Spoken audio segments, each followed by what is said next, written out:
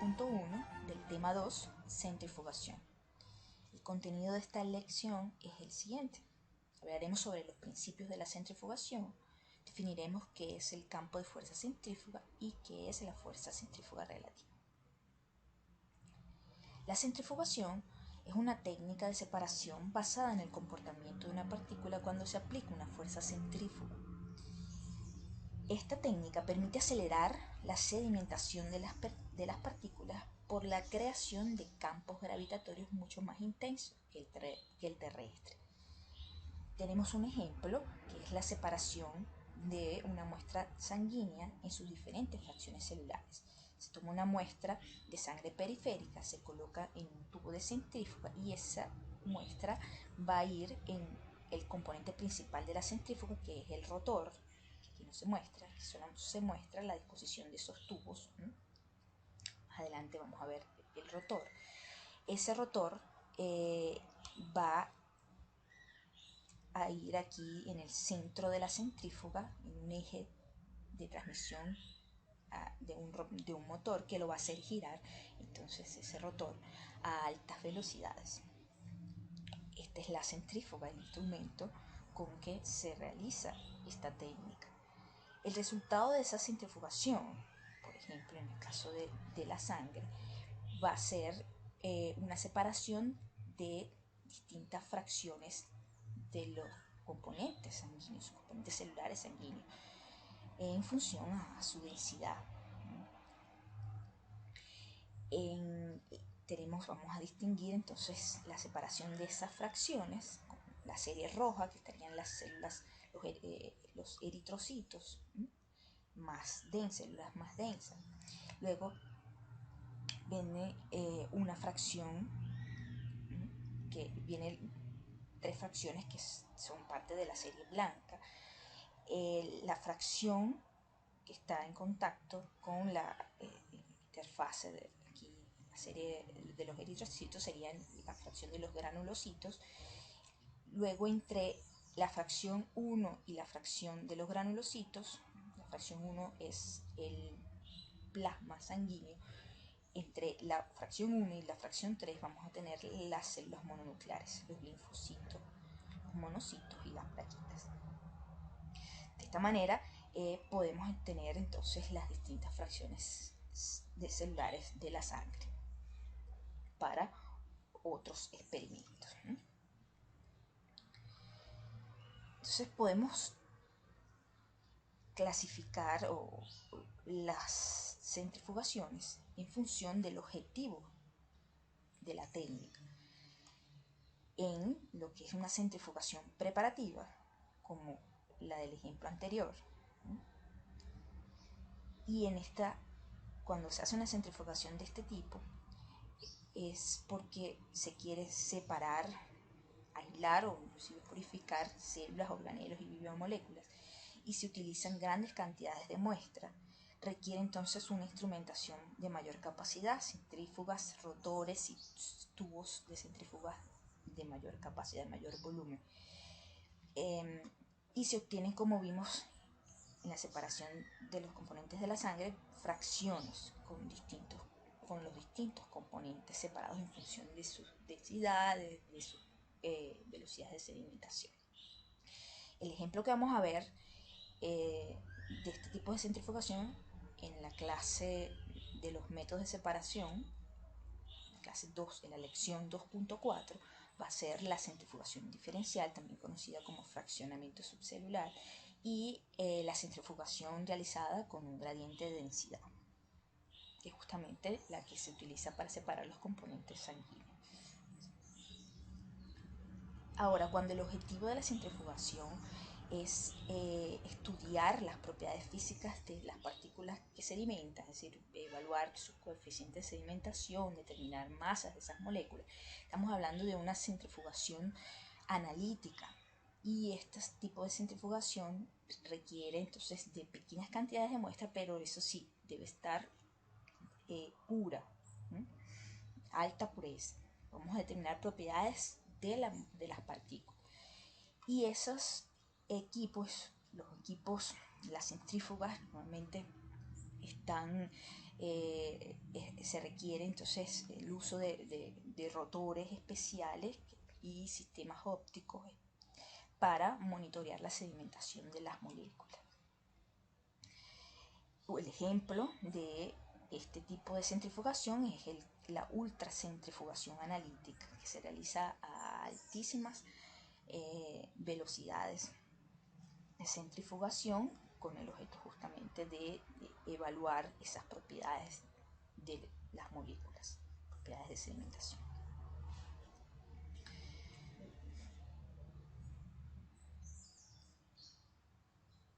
Fíjense, las moléculas, como sabemos, poseen una masa, forma y densidad que les son características, y su comportamiento en solución puede ser influenciado por la gravedad. Por ejemplo, cuando tenemos una solución con partículas en suspensión y agitamos esa solución y luego dejamos esa solución en reposo, nos vamos a dar cuenta que al pasar el tiempo se puede observar, como ven aquí, que esas partículas que estaban en suspensión comienzan a sedimentarse en el fondo del beaker. Y eso lo hacen por influencia de la fuerza de gravedad. Sin embargo, aquellas moléculas que están en solución y experimentan la misma gravedad que las otras partículas, no sedimentan a la misma velocidad. Entonces, la velocidad a la cual las partículas sedimentan va a depender de la magnitud de la velocidad que se emplea y si la velocidad aplicada es más grande que la fuerza de gravedad de la Tierra. Cuando esto es así, se logra que las partículas sedimenten más rápido. Y en eso se basa el proceso o la técnica de centrifugación. En un proceso de sedimentación, la velocidad a la cual sedimentan las partículas en una suspensión no solo depende de la naturaleza de las partículas, sino también de la fuerza que se aplica a esas partículas. Dicha fuerza es la fuerza centrífuga, conocida como el campo de fuerza centrífuga, que se nota con la letra G mayúscula, y se define como el cuadrado de la velocidad angular del rotor. Esa velocidad angular está en unidades de radianes por segundo y multiplicada por el radio en unidades de centímetros, que es la distancia. Lo ven aquí, vamos a ver el componente principal de la centrífuga, el rotor, los tubos de centrífuga que llevan la solución con las partículas en suspensión, ¿verdad? Ahí se coloca, fíjense, este es un rotor angular en el que los tubos están a un ángulo fijo del eje de rotación de ese rotor.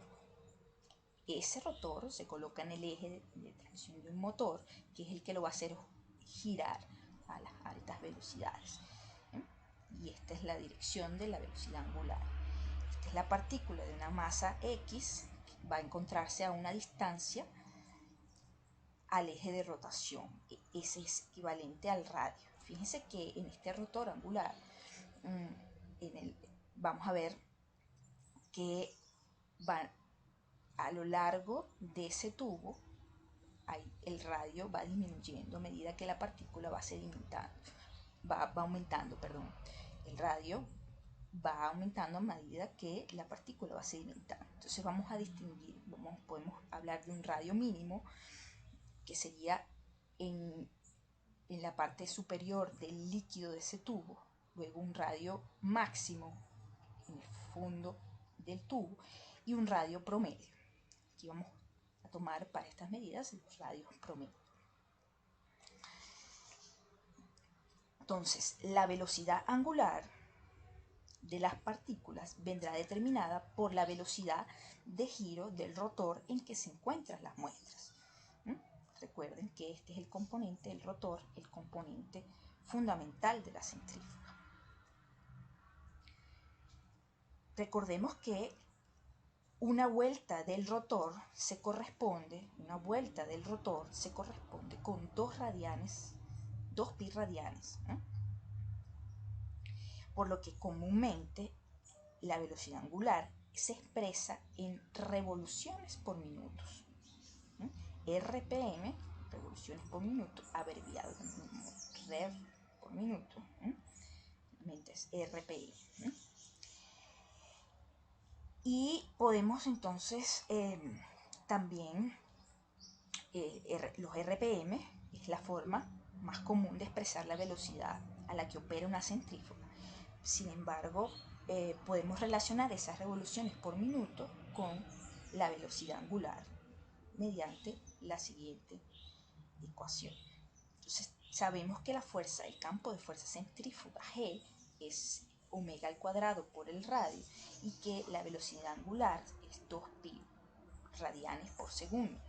Entonces, si queremos llevar esas revoluciones por minuto a radianes por segundo, vamos a tener esta ecuación 2pi. Aquí sustituiremos las revoluciones por minutos entre 60 y ya tenemos esas revoluciones por minutos llevadas a radianes por segundo. Entonces, si sustituimos ese omega, esa velocidad angular, para determinar aquí en la ecuación 1 lo que es el campo de fuerza centrífuga, pues nos quedaría la ecuación 3. 4pi cuadrado, las revoluciones por minuto al cuadrado por el radio, dividido entre 3600 segundos a la menos 1. ¿No? Recuerden que todo el omega, la velocidad angular, va al cuadrado. Entonces, tanto lo que está en el numerador como lo que está en el denominador va al cuadrado. Entonces, de esta manera podemos obtener, llevar las revoluciones por minuto, que es una forma de expresar la velocidad a que opera la centrífuga, a unidades de fuerza centrífuga expresadas en centímetros por segundos al cuadrado. Los centímetros vienen del radio y segundos al cuadrado aquí, entre estos 3600 segundos al cuadrado. Ahora bien, la fuerza centrífuga G es también comúnmente expresada como una función del campo gravitatorio terrestre, que la gravedad es llevada a centímetros por segundo cuadrado, serían 980 centímetros por segundo cuadrado. Entonces, cuando expresamos la fuerza centrífuga en función de la gravedad de la Tierra, estamos hablando de fuerza centrífuga relativa, FCR. Esa es otra manera de expresar la velocidad del rotor. ¿Cómo hacemos estos cálculos? Bueno, la fuerza centrífuga relativa va a ser igual a, se consigue al dividir, ¿no?, la fuerza centrífuga G sobre la gravedad de la Tierra en unidades de centímetros sobre segundo al cuadrado. O sea, van a tener ambas, fíjense, tanto el numerador como el denominador, la misma unidad que se van a cancelar. Sustituimos todo lo que habíamos obtenido en la ecuación 3.